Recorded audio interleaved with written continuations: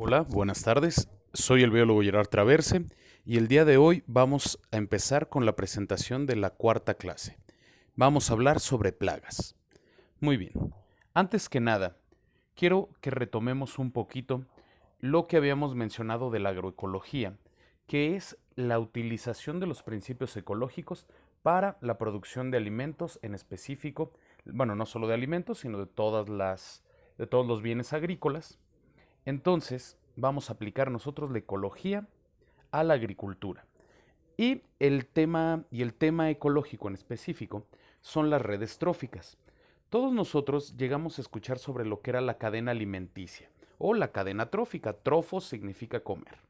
Entonces, vamos a tener que tenemos, vamos a tener un productor primario. Este va a ser devorado por un herbívoro, el cual a su vez va a ser devorado por un carnívoro, y después van a llegar los que comen carroña, los carroñeros, y después van a ser descompuestos por bacterias y hongos para volver a nutrir a los productores primarios, es decir, a nuestras plantas, y que se vuelva a empezar el ciclo. Muy bien. Cuando nosotros tenemos muchas plantas, vamos a tener muchos herbívoros. Y si nosotros tenemos de estos herbívoros, por ejemplo, un conejo, pero ese conejo es muy rápido para que se lo coma, por ejemplo, un lince. Entonces, si nosotros tenemos muchos conejos, la población de linces no va a crecer demasiado porque no se lo pueden comer. Pero, como un águila sí se los puede comer, las águilas van a tener mucho que comer, por lo tanto su población va a aumentar. También si pensamos nosotros en las plantas, no todos los animales, no todos nuestros herbívoros van a comer las mismas plantas. Si nosotros tenemos una planta de jitomate, pues, y la empezamos a reproducir y tenemos mucho jitomate, lo que vamos a tener de más va a ser insectos y herbívoros que comen jitomate.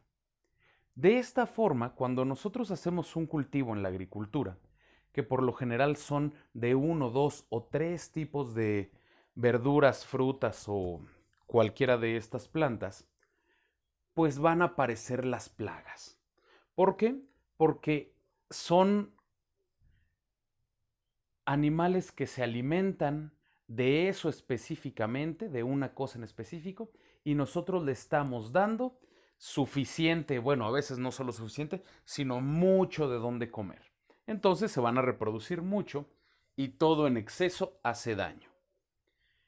Entonces, las plagas son los animales o plantas que son dañinas para nosotros, es decir, que nos pueden picar, que nos pueden envenenar, que nos pueden sacar ronchas. También las plantas, no solo los animales, que nos van a dañar a nosotros o a nuestros intereses. Uno de nuestros intereses, por ejemplo, es comer o es producir fibra. Si tenemos algo que se come nuestra comida o destruye nuestras fibras, pues va a ser una plaga. Estas plagas, necesito yo hacer énfasis en que son resultado de nuestras propias acciones. ¿Por qué? Porque nosotros estamos modificando el medio ambiente. Entonces, cuando nosotros modificamos el medio ambiente y ponemos un cultivo de 10 hectáreas de 10 hectáreas de papa, en la naturaleza no sucede eso. Nosotros estamos modificando esto de una manera humana y por lo tanto vamos a traer a los que comen las papas y se van a reproducir y vamos a tener muchos comedores de papas que van a competir contra nosotros. Por ejemplo, aquí pongo la foto de un elefante. Un elefante que es bonito y están en peligro de extinción se convierte en una plaga cuando nosotros ponemos cultivos o ponemos casas o ponemos un hotel por donde ellos pasaban anteriormente. Entonces ellos van a seguir pasando por ahí, pero ahora como están afectando nuestros intereses, se convierten en una plaga. Muy bien. Además de los animales y las plantas, vamos a tener plagas de hongos, plagas de bacterias y plagas de virus. Por lo general, estos se conocen no tanto como plagas, sino como enfermedades. Pero el principio es el mismo. Si nosotros tenemos un hongo que come maíz, pues obviamente vamos a tener mucho de ese hongo en una plantación de maíz. ¿Cuál va a ser la parte interesante de esto? Es que los síntomas de los virus y las bacterias son tan amplios que necesitaríamos hacer un curso específicamente de eso. ¿Por qué? Porque un mismo virus va a afectar de manera distinta las hojas que los tallos, que los frutos. Entonces, vamos a necesitar nosotros saberlo identificar. Y no solo hay un virus, hay cientos de miles de virus, algunos identificados, otros no.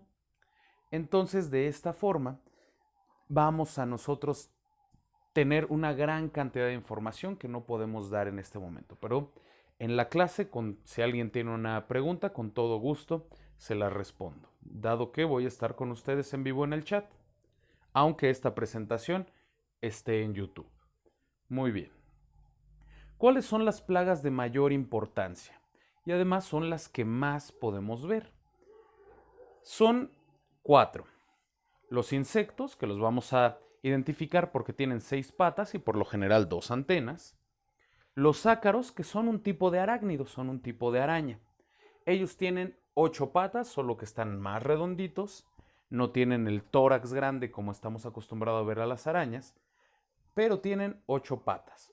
Vamos a también tener nemátodos, que son los gusanos. Algunos van a ser visibles, otros van a ser tan pequeños que son invisibles. Y los gasterópodos. ¿Cuáles? Los caracoles y las babosas que seguido encontramos. ¿Cuál es el problema de ello? El primero es que causan un daño físico a nuestra planta. Se la comen, se alimentan de ella. Y la otra es que también le pasan enfermedades, como en esas películas que hay de zombies, donde un zombie te muerde y te pasa la enfermedad, pues los insectos, los ácaros, los nemátodos y los gasterópodos tienen bacterias y tienen virus, que a ellos puede que no les hagan nada, pero a nuestra planta la van a enfermar. Entonces, por eso es que son importantes. Las plantas tienen sus propias defensas, no están solamente de que las muerdan y ya se murió, no. Una planta puede soportar virus, puede luchar contra ellos, también con las bacterias, tanto en sus raíces como en su tallo. Están produciendo sustancias que van a matar virus y que van a matar bacterias. ¿Cuál es el problema? Es que al igual que todos los seres vivos, cuando están bajo estrés o cuando están malnutridas o cuando están en un suelo que no están felices ahí, que no están creciendo de la manera adecuada, o también cuando los acabamos de trasplantar, no van a tener sus defensas al 100. ¿Qué otra cosa además del estrés? Pues obviamente, si tenemos una gran población del insecto plaga o del nemátodo plaga, por más defensas que tenga, no va a poder defenderse de tanto ataque. Y también cuando hay plagas nuevas. A veces nosotros, los humanos, traemos insectos o traemos plantas que no nos fijamos si tenían hongos o algo así en nuestras casas. Y cuando las ponemos en contacto con las nuestras, pues resulta que en la planta que nosotros que teníamos, no es capaz de luchar contra un hongo que le trajimos de otro continente. Y esto claramente afecta a la planta y la puede hasta matar. La solución clásica que se había estado utilizando desde los 1800, que es la aplicación de pesticidas, ya sean pesticidas contra insectos, planticidas para matar plantas que están compitiendo contra nuestro cultivo, fungicidas que destruyen hongos. ¿Y estos cuál va a ser el problema? Pues que tienen una consecuencia. Esa consecuencia es la contaminación, es la enfermedad que nos puede llegar a generar. ¿Por qué? Porque se usa de manera indiscriminada. Y no solamente el problema en el ser humano y el problema en el medio ambiente, sino que además se utiliza tanto que eventualmente está dejando de funcionar. Los hongos, los insectos están desarrollando inmunidad. Entonces se está cambiando y a veces si se cambia por cosas más agresivas, pues también nos va a hacer más daño a nosotros. Entonces, ¿qué otras soluciones hay? Una de las nuevas que surgió a partir de los 70 por uno de los grupos de biólogos más exitosos y que fueron los padres de la ecología moderna, surge en los 70s, que es el control biológico. Nosotros sabemos que las plagas surgen por la red trófica, por la cadena alimenticia. Pues entonces, si nosotros tenemos problemas con plagas que se comen nuestro cultivo, pues nosotros también nosotros podemos conseguir otros, otros animales que se coman a nuestra plaga. Y esa es la y esa es el principio del control biológico. Se buscan depredadores o parásitos que vayan a comerse a lo que a la plaga que nos está afectando. Como pueden ver, en la presentación también menciona la herbivoría. ¿Por qué? Porque aquí estamos tomando en cuenta que nuestras plagas también pueden ser las hierbas que van saliendo alrededor de nuestras plantas y que compiten con ellas. Entonces, pues también si tienes una hierba que está compitiendo, pues puedes poner un herbívoro que sabes tú que solo se come a esa hierba. La implementación del control biológico requiere la acción del humano. ¿Por qué? Porque nosotros tenemos que ir de llevarlo al sitio, nosotros tenemos que reproducirlo antes de llevarlo y también tenemos que estar cuidando su eficacia. Existen tres estrategias. La primera, que es la de importación. A veces hay gente que no conoce cómo está el lugar específico en el que sembró. Dice, yo no tengo tiempo de buscar cuáles son específicamente los insectos, las nemátodos, los gastrópodos que me van a ayudar a mí en el control biológico. Entonces, como yo tengo un pulgón, ya se descubrió que los pulgones se los comen las catarinas. Entonces simplemente voy a comprar catarinas. Y ahí le estamos importando, ahí estamos nosotros introduciendo una especie. La segunda, que es la aumentación, que es ya sea que tú importes un animal o encuentres uno que se encuentra ahí y se come a tu pulgón o a tu plaga, necesitas reproducirlo, porque cuando lo vayas a soltar, no vas a soltar poquitos, vas a soltar muchísimos. ¿Para qué? Para que acaben con la plaga de una sola vez. Y por último, la inoculación o el conservativo. Tú estás checando tu cultivo y dices, bueno, a ver, al parecer mi número está reduciendo, mi número de depredadores está reduciendo, entonces tengo que inocular nuevos, tengo que poner nuevos depredadores para que se mantenga un balance de quién se está comiendo a mi plaga. ¿Cuál va a ser la desventaja? Como lo dice en la presentación, que podemos tener ataques a organismos que no son plaga. Puede ser que el depredador que pusimos se coma no solo a nuestra plaga, sino que se coma a otros que sí nos ayudaban. Y puede que hasta si el otro que no era plaga sabe mejor, pues se olviden de la plaga y se empiecen a comer al otro. Son riesgos que se corren. Por otro lado, otro de los desarrollos que se tiene es el manejo integral de plagas. Y no les pongo ninguna imagen porque es muy extenso. Como pueden leer aquí, tiene una serie de pasos. Se los voy a explicar a grandes rasgos.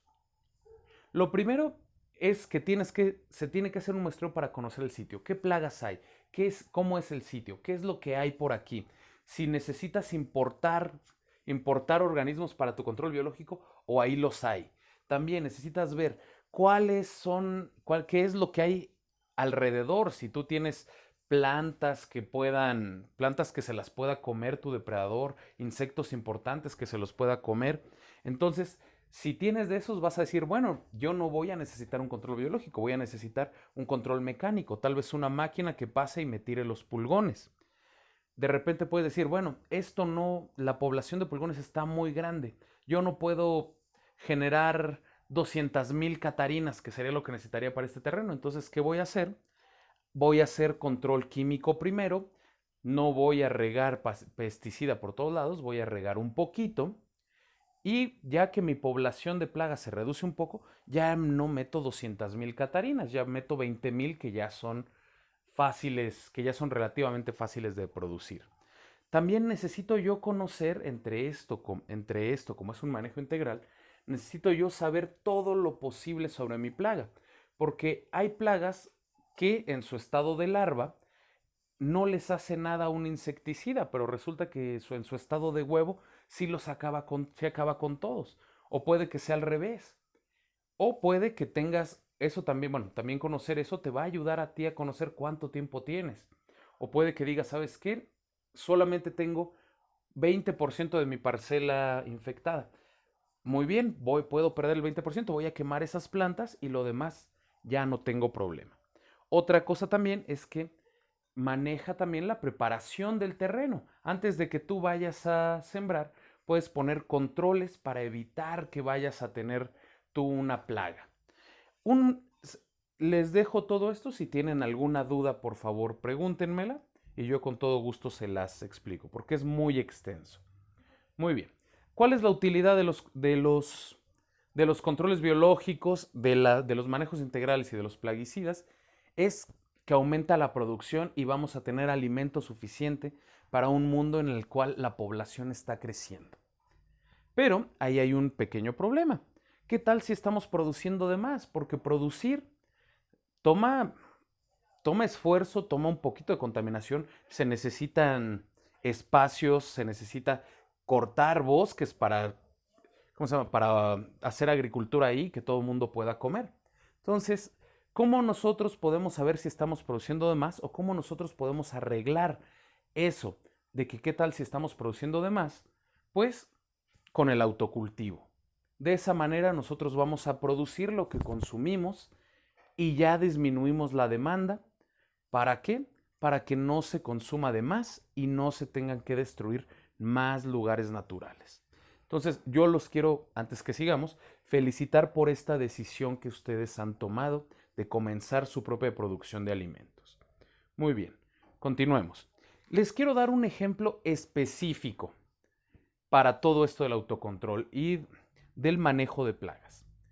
En este caso específico vamos a hablar del jitomate. El jitomate, que su nombre científico es Solanum lycopersicum, es nativo de América, específicamente su sitio de origen es México y Perú. Se ha descubierto de acuerdo a lo que se han descubierto por estudios antropológicos, su uso más antiguo se lleva a cabo hace 2600 años. Entonces, tenemos mucho tiempo con el jitomate.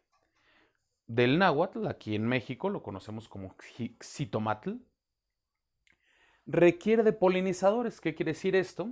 Que vamos a necesitar, tal vez no abejas, pero sí que haya pequeñas mosquitas, sí que haya diversos insectos voladores. ¿Para qué?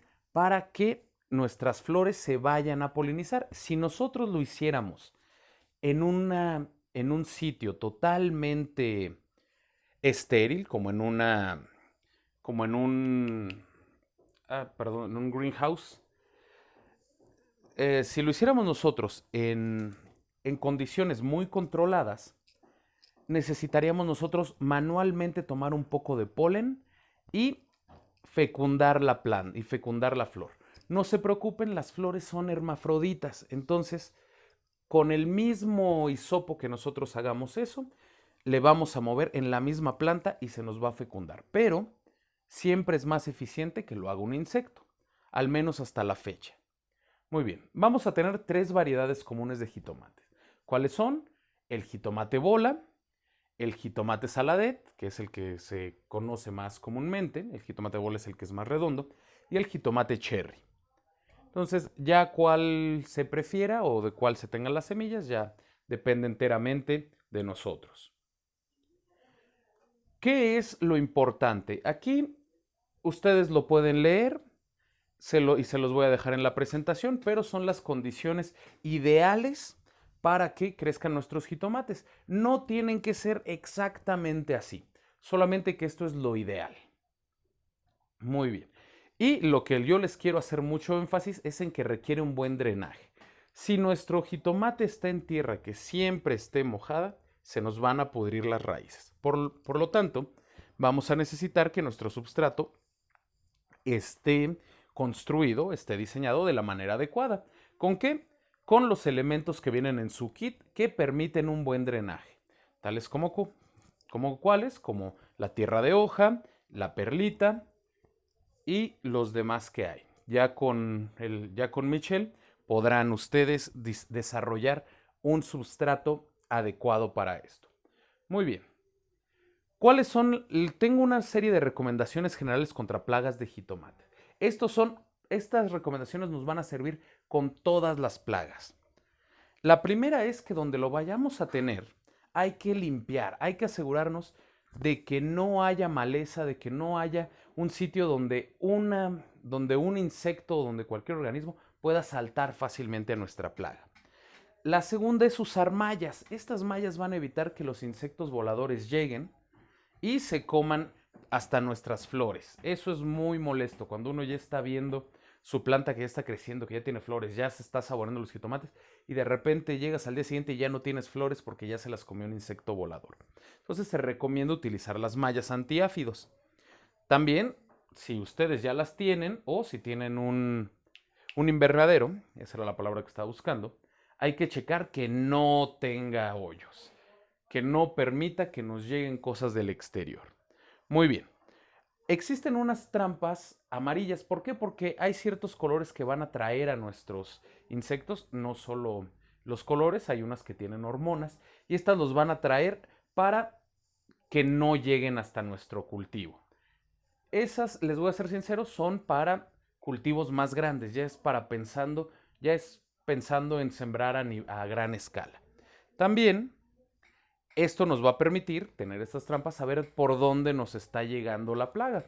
Y de esta manera nosotros ya podemos decidir, si no tenemos tanta malla, por dónde ponerla para hacer que nuestra prevención sea lo más eficiente.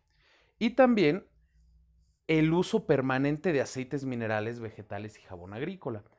El jabón, el jabón como rompe la tensión superficial, cuando tú se lo echas a un insecto, va a hacer que en su aparato respiratorio, que no son pulmones, va a hacer que el agua entre muy fácil por ahí y se ahogue. Entonces, de esta manera, vamos a evitar que estos insectos puedan vivir ahí y reproducirse. Entonces, vamos a tener aceites, vamos a tener jabones que no son tan agresivos y nos van a servir a mantener las plagas a raya. Muy bien. De estos, ¿cuáles son? Les voy a mostrar cuáles son las plagas que más comúnmente van a encontrar en sus jitomates. La primera son los pulgones. Esta, al igual que todas las demás plagas, excepto los gusanos de los cuales les voy a hablar, se alimentan de savia. Son como mosquitos. Imagínense si hubiera mosquitos, pero ustedes no se pudieran mover. Eso es lo que le pasa a las plantas con los pulgones. Lo malo es que al igual que los mosquitos traen enfermedades. Entonces estas enfermedades nos van a echar a perder nuestra planta poco a poco. Y lo peor de todo es que son muy buenos reproduciendo. Si una hembra pone hasta 500 huevos en la parte trasera de las hojas. Nosotros vamos a poder checar si tiene pulgones, no solo viendo estos que están aquí en nuestra presentación, sino además checando la parte de atrás o el en vez de la hoja y ahí se van a ver huevos.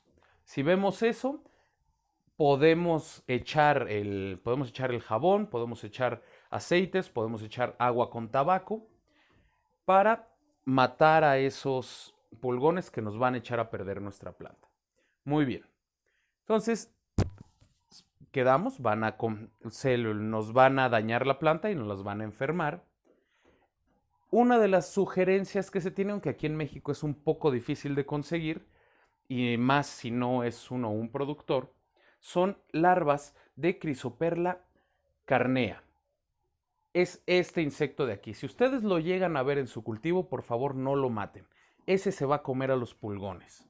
Es buena onda. También vamos a tener la mosca blanca. Ese es muy persistente en todos lados. Yo lo he visto hasta en ficus.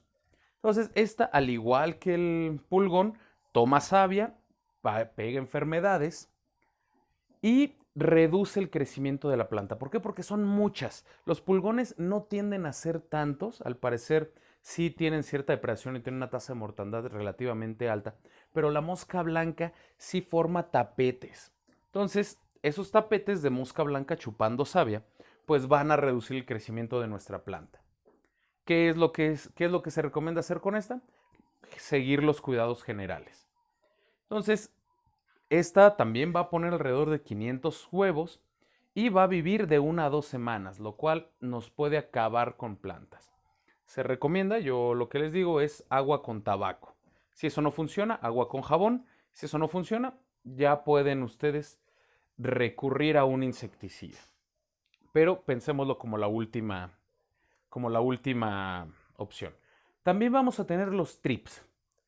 Estos van a vivir en la parte trasera de la hoja, también se alimentan de savia, también van a pasar enfermedades y el problema con estos es que son tan eficientes que puedes perder el 30% de tu cultivo. Imagínense, 3 de cada 10 plantas. ¿Qué es la prevención que se recomienda con estos? Es aplicar insecticida en el suelo.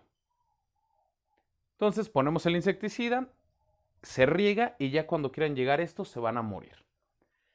También una de las recomendaciones, hay que seguir las recomendaciones generales, como poner una malla. La ventaja de poner barreras físicas es que estas no se van a acumular en la planta ni después no las vamos a estar comiendo como con los insecticidas. Entonces una malla sí nos va a permitir un cultivo verdaderamente orgánico. También vamos a tener la araña roja y la araña blanca. También se alimentan de savia, pero el problema con estas es que llegan a formar colonias muy grandes y son muy buenas tomando savia. Una vez que se tiene una de estas, esa planta ya prácticamente está perdida. Se puede intentar cortar las hojas y esas hojas que se corten quemarlas. Pero si tu planta ya está muy colonizada, lo mejor es quitarla toda y quemarla, porque si no, estas son capaces de terminar con un cultivo entero. Son peligrosas. Se recomienda, por eso que es quemar la planta, también la aplicación de azufre espolvoreado en las áreas para matarlas y acaricidas. Esos los pueden encontrar en tiendas especializadas en agricultura.